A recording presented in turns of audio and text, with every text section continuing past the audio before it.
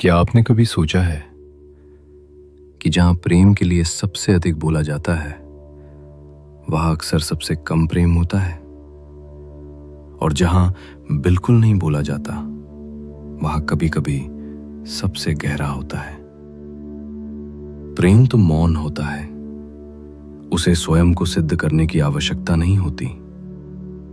जहां बार बार कहना पड़ता है मैं तुमसे प्रेम करता हूं, तुम मेरे लिए बहुत खास हो, क्या तुम मुझसे प्रेम करते हो, वहां अक्सर प्रेम से अधिक भय होता है। भय खो देने का, भय अस्वीकार हो जाने का, भय अकेले रह जाने का। सच्चा प्रेम भय से नहीं, पूर्णता से जन्म लेता है।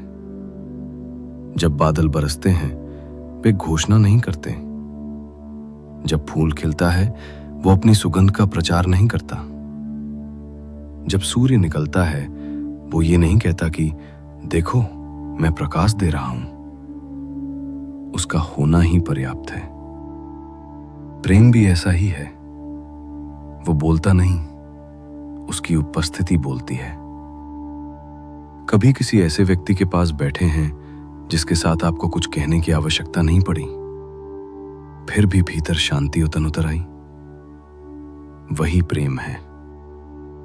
क्योंकि प्रेम शब्दों का संबंध नहीं, चेतना का मिलन है। दो शरीर दूर हो सकते हैं, दो मन अलग हो सकते हैं, लेकिन जहां प्रेम है वहां मौन भी संवाद बन जाता है। वृंदावन में श्री कृष्ण और राधा का प्रेम शब्दों का संबंध नहीं था, चेतना का मिलन था। कृष्ण द्वारका चले गए, राधा वहीं रह गईं। फिर भी प्रेम समाप्त नहीं हुआ। क्यों? क्योंकि जो प्रेम दूरी से टूट जाए वो प्रेम नहीं था। जो प्रेम मौन में भी जीवित रहे वही प्रेम है।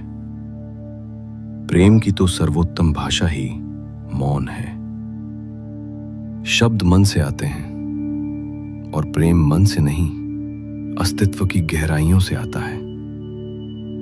जैसे जैसे प्रेम गहरा होता है शब्द कम होते जाते हैं, और एक दिन ऐसा आता है जब केवल मौन रह जाता है।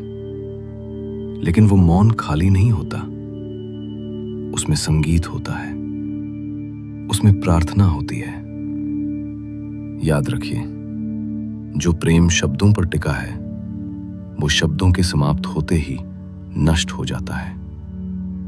लेकिन जो प्रेम मौन में खिला है उसे न दूरी मिटा सकती है और न ही समय, क्योंकि प्रेम की स्वीकार्यता तो मौन में है। अगर वीडियो पसंद आया हो तो लाइक करें और चैनल को सब्सक्राइब करें।